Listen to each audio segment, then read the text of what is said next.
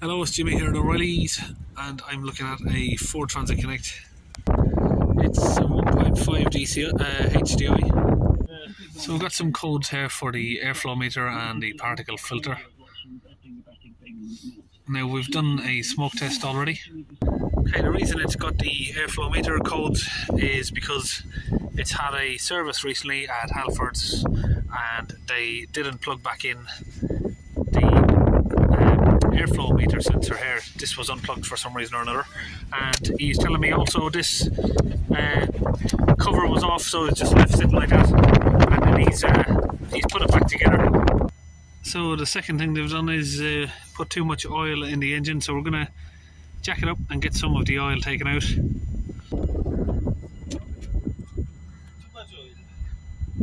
Just drain maybe a litre out. Okay, now we've taken out some of the oil, we're going to use the launch DPF cleaning fluid inside the launch gun, and we're going to connect that up to our Milwaukee compressor here. Okay, so we've got the oil level down to where it should be. So it's a combination here of the oil level being too full and the airflow meter being unplugged and the air box being open. It's going to have caused this issue with the DPF here. We did do a smoke test. There was a slight bit of misting around the rubber hose there. We've clamped that up. You can see there's a little bit of misting that's been around there. But we've tightened that up as well. And we'll start it back up now and go back on the live data. Okay, so we've got these items here ticked, and we're just going to go in and read the live data. Let's change that to HPA or millibar, and we'll start the engine up. There's a push button on this.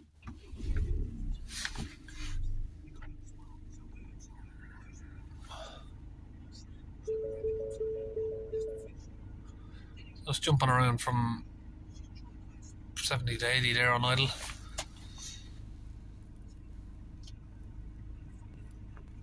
You can see the exhaust filter over limit sign there that comes up. Let's hold it up to 3000 RPM or thereabouts.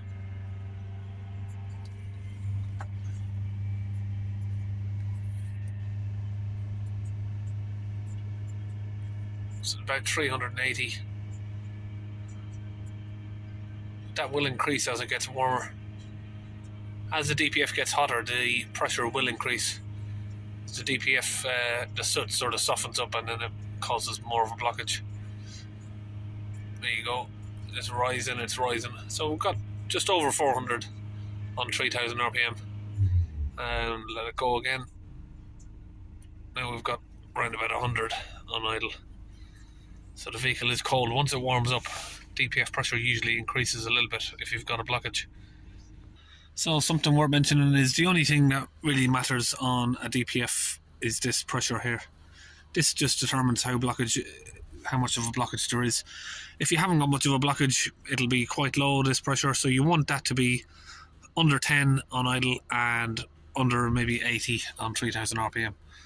So if you go back to live data, you'll have all sorts of other stuff here which really doesn't really make any difference. You got like soot content, ash content. This is all just calculations, which doesn't really matter. The only thing that actually matters is the real life pressure there.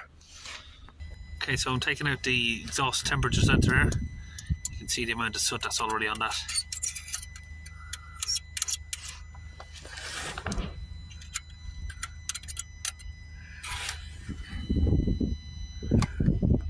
Okay, so we've just squeezed all of the fluid in there, as much as we have.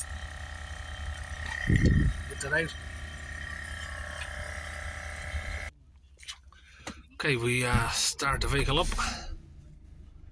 Let it idle for a few seconds. Give it a couple of revs.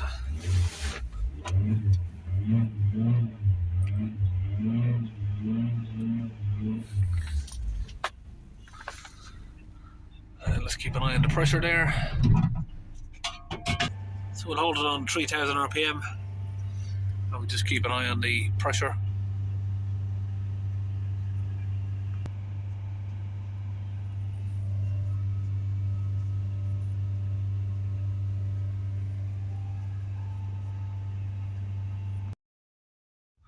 Okay, now we've got the pressure down where it should be. We're going to go into, no, go back. Did I just go data stream? We need to go special functions, and we need to reset the particle filter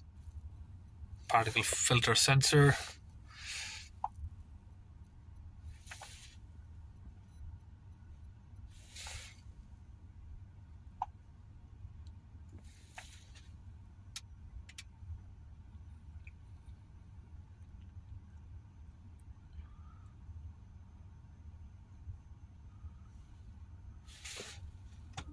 Turn the ignition off. Press OK. Okay, now that's complete. Now we're going to do the same reset on the particle filter itself, which is here.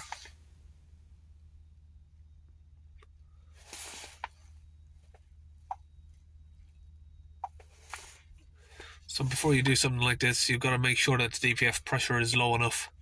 If you reset the DPF, tell her to had a new one, and your DPF is still blocked, you'll cause it to overheat. So yeah, you just need to know what you're doing before you do that. So now we just need to wait for it to power down. Now that's complete. Press OK. Let's go back and read the fault codes. We might still have to clear them. Oh, we've got the ignition off, so we need to switch the ignition on. Okay, that's the codes cleared. So there's the pressure at the minute. So all of these sort of newer Ford with the Peugeot engines, they don't really give you a sort of steady reading. I noticed they've all been like that. It's a little bit erratic. But yeah, it's well within the limits. Let's rev it up. We've got like about 40 kPa there. Or HPA, sorry. HPA is the same as millibars.